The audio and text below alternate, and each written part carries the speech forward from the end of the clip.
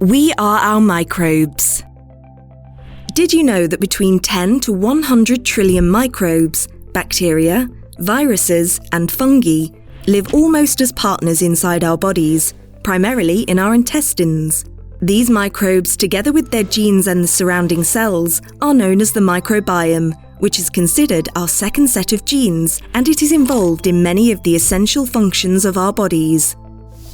In contrast to the human genome, which is inherited, does not change much during our lives and consists of approximately 20,000 genes, the human microbiome is something we get at birth and we shape with the food we eat and places we live. It changes all during our lives and contains approximately 10 to 20 million different genes. Our microbiomes are made of bacteria that we need to be healthy, bacteria that make us sick, and bacteria that mostly seem to do nothing.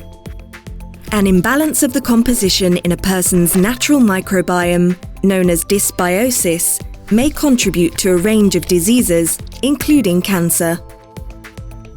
What is the relationship between the microbiome and cancer?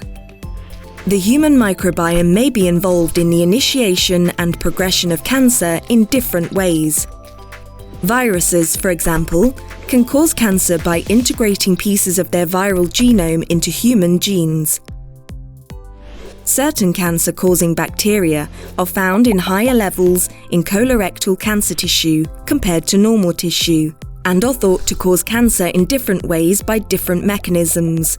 Whether direct or indirect, their activity is thought to promote tumour development and growth, as well as its dissemination to distant organs, and affect how a person will respond to treatment.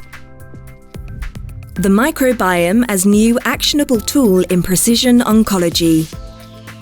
Future strategies of precision medicine will likely rely on novel diagnostic and therapeutic tools with which to identify and correct imbalance in the microbiome that compromise therapeutic efficacy.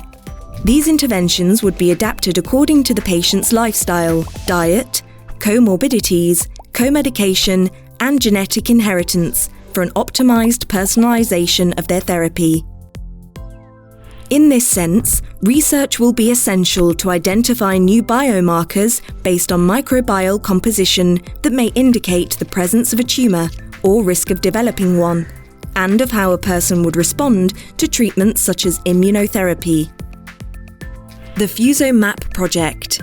Development to microbiota-based diagnostic and prognostic models by mapping intratumoral fusobacterium and associated gut microbiota in early-stage colorectal cancer, CRC, is a national project funded by Instituto de Salud Carlos III and Fundación Mutua Madrileña, which main objective is mapping F. nucleatum infection in CRC at the geographical and tissue levels to allow for a better understanding of the etiopathogenic role of this bacterium in CRC and the applicability of microbiome-based biomarkers in the clinical setting.